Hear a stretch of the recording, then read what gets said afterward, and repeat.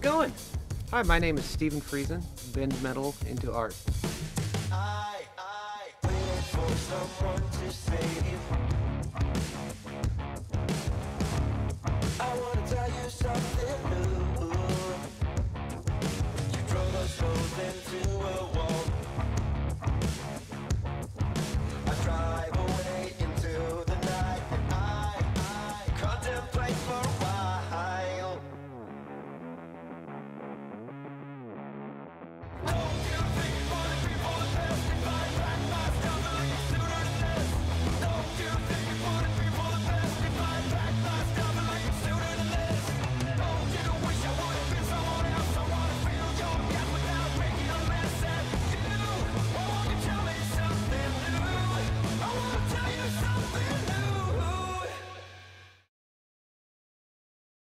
I had just kind of started getting into the bead rolling stuff, and I had a clunky little machine. It was like $500 machine tops. It was Frankenstein together with a few other things. I figured out that, hey, I could make Ford logos on signs or bow ties or whatever the case may be. And so I made a post on my Facebook. I called it my Go Fund Myself. I said, I want the nice bead roller that I've been looking at. I want to get a Mittler so that I can do big, awesome artwork. And I'm not asking for any handouts. I don't want any money from you unless you want some artwork. And just slowly but surely we started, just doing these. I had no money at the time, like with having kids and a family and all this stuff. There was no play money, and I had a couple of sheets of aluminum that my brother had given me. I just did all these little panels, and they slowly got more and more intricate because, every time I would do one, I'd think maybe I could do something a little bit more complicated or a little bit more technical. Once I understood those basics, it was kind of like, okay, well, almost just imagining what's the metal going to do when I push on it this way or that way, or how far can I push this before I have a problem. And then it was just literally like a snowball rolling down a hill, and it's, the panels have gotten bigger and wilder, and that little clunky bead roller paid for this whole machine, just from hard work and rolling sign after sign after sign. And I think that was the coolest part, because I had to learn on a machine that was subpar, and I had to do so many panels because I couldn't just go buy the machine I wanted. I had to earn all of it. But now, being one of the admin on the I Love Bead Rolling page, I share a lot of work, and I throw out tips and tricks and stuff, and talked to a friend of mine, and I was like, well, screw it, why don't we make some videos and we'll do some like tutorial stuff. And so we kind of started, it's just 1 or 2 videos so far. And if nothing else, when somebody asks me, I can send them a link to it and they can go check it out. Making more people comprehend what's going on, because they see it and they have no idea. They're like, what kind of voodoo is this? It's never going to be as household as a welder or a hammer and dolly or a bandsaw, but this weird machine is slowly getting more popular, and more people are starting to see what it is and getting interested. It's really cool seeing new people get interested. Just watching those people learn stuff. That's probably my favorite part. We did this set of door panels for it.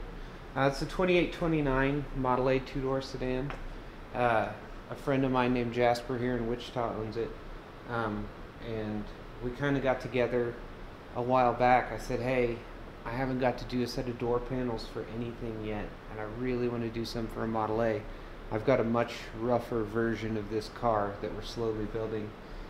And being the cool guy he is, he just said, dude, do whatever you want. I'll bring the car over, and it's all yours. So we kind of did a little bit of brainstorming, tried to figure out what can we do, I had to get an idea of what kind of a theme he wanted. The first set of door panels, it was the first set of artwork that had steel and aluminum. I tested out a theory on a really cool copper patina So this was all brand new fresh steel. It was all one solid sheet of aluminum to start with, and we kind of mapped out what we wanted to see just on like a cardboard template. And then each one of these are an individual piece out of 20 gauge steel, and just did a fairly traditional diamond pleat pattern in them. And then sanded these all down nice and fresh and did a copper patina finish on them. Clear coated that, and then we inset them into the door panels so that they kind of look like they had a home, and added some dimple die holes because they're necessary in any old hot rod. And then, you know, this here's 20 gauge steel as well, and it just kind of ties everything together and holds it onto the door. But it's really cool because these are nice flat doors, so it was a neat, fairly low risk project to start with. But it came out 100 times better than I expected, and it, you know, it ties into the patina finish on the car really well. Gives it a little bit of a flash, a little bit of shine, but doesn't scream fancy shiny stuff. The only problem we run into at this point is that now we have to do the rest of the inside of the car because it looks funny. Not necessarily funny, but it looks unfinished now that we've got the door panels done. So we're going to have to do side kick panels, and we're going to have to do the rear panels and some other stuff. But it was a really cool project, and I can't wait to do some more of them on Model A's.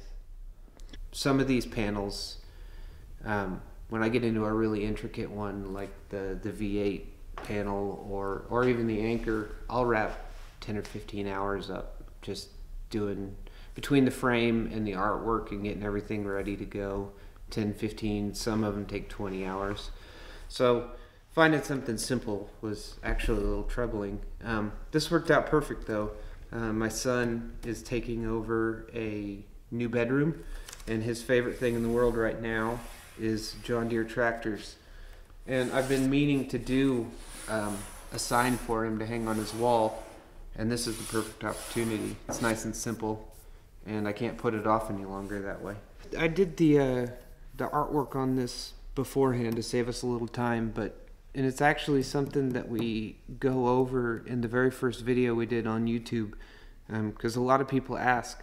So really, this is super simple. You take this panel, you tape it to the wall, and you hook your cheap whatever projector to the computer and project an image onto your aluminum panel. Grab yourself a Sharpie and doodle it out. No high-tech craziness, no CNCs or anything like that. The artwork itself looks wild, but the simplicity of the machine is so simple. I mean, it's literally 2 round dies that pinch metal, and you move them farther apart, you know, as far as a space to make wider lines or closer together to make narrow lines, and you squish them down with a big old screw, and that's all there is to it. And you run it back and forth, and you follow all your lines, and what you end up with is just that simple. I made this actually a little bit too small. I didn't get the extra border around it, but we'll be able to work with it. It's not a big deal. So I'm going to end up raising up the center section first, and actually I'm going to do a quick die change to do that.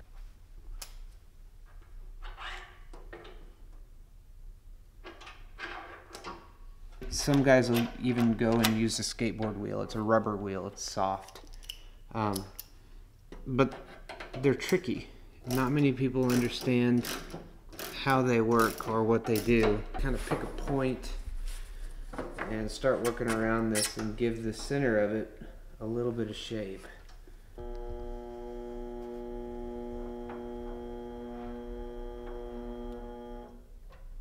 Start bringing the pressure in.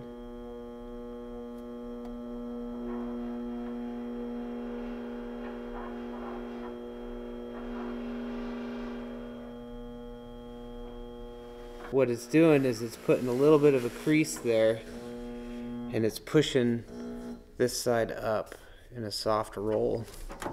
And so you see a little bit of a, it's not even raised, but it's putting some shape into it other than just being flat. And that's kind of the whole purpose of the soft dies.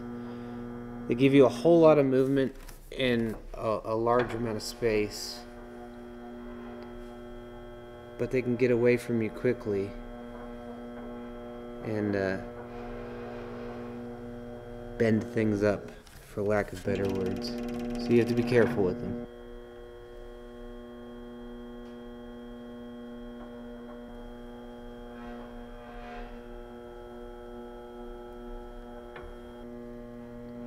Like I said, this first pass around is not going to show a lot of difference. And what it is, you know, just like any metal, if you take a piece of metal and you bend it in half, where you bent it is going to be much weaker than it was beforehand.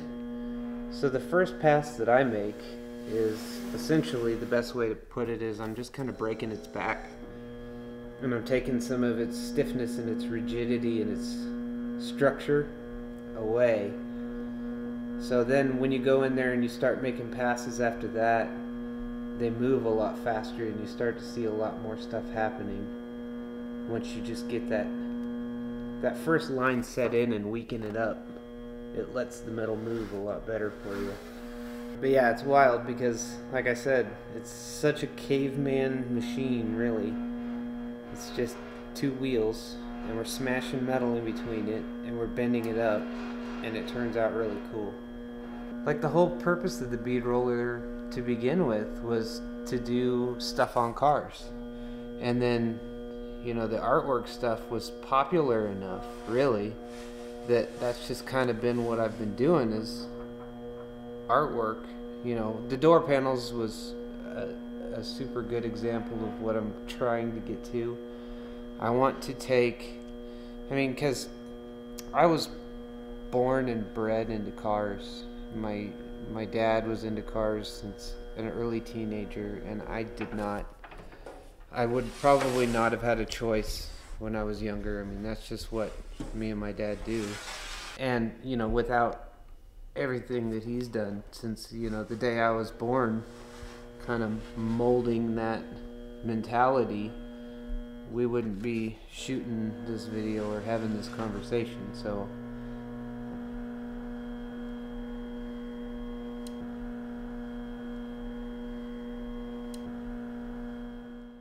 you know, Dad's retired, and he spends a lot of his time just hanging out. And I know that it just gets him all kinds of excited when he gets that acknowledgement that he's due for putting up with my craziness for 30 years. But I know it excites him whenever I can give him a little credit. You know, my wife, she doesn't completely understand all this bead roller stuff, but I'm wildly thankful that she tolerates me.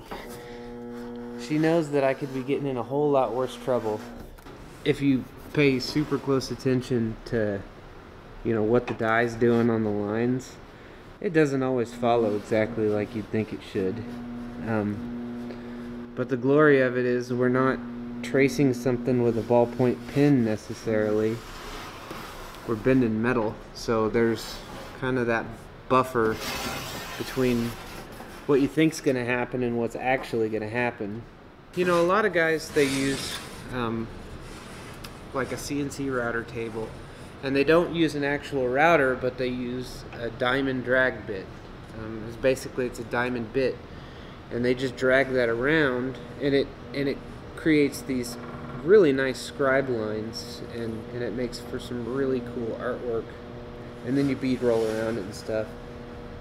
But I have this like undying urge to make sure that virtually everything is as handmade as possible, because I feel like it has a whole lot more heart when it's just everything is by hand. So all of the outlines and things that I do are either going to be with the bead roller, and you use just a sharp steel die to make most all of those lines, and you do the same thing I'm doing here. and it just scribes a line. But when you get into stuff that is just obviously too small, I use a Dremel and I grind all that stuff out by hand. So half of that Harley Davidson was done with a tipping die and a bead roller, and then half of it was done by hand with a Dremel and just like a small burr. When you draw, or a lot of other kind of artwork, you can fix a screw up. Well, this you can't fix. Once you bend the metal, it's bent. One of the things that Jamie taught me was, don't worry about what's going on back here. You've already done this. You will never undo it. Only worry about what's here. Focus on what's in front of the wheels, because once you roll past a certain point, you're not ever going to change what's there. Now, so that's just one pass there, and you can really, it's nothing too crazy, but you can already kind of see where we're going with it. So I'm going to do probably one more pass just to clean it up, and then we're going to open up some of that space, and we'll round this thing a little bit more.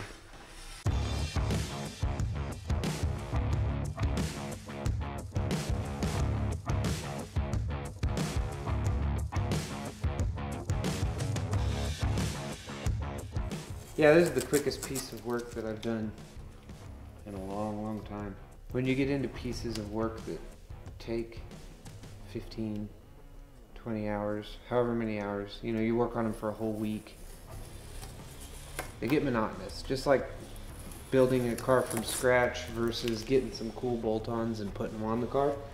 If you get a quick, fairly simple panel, it's like a palette cleanser. Just something to get you motivated again.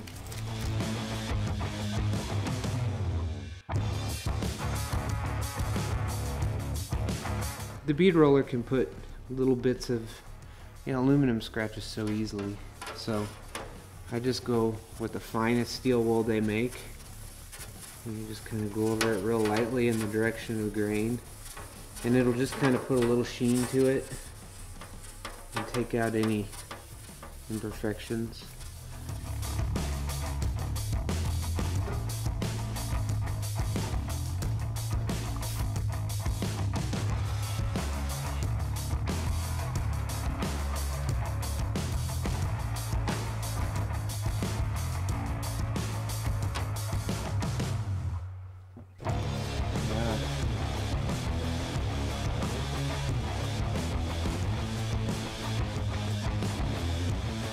I really appreciate you stopping by, taking a look at the work, watching some bead rolling, checking out Jasper's car, and just everything we do here.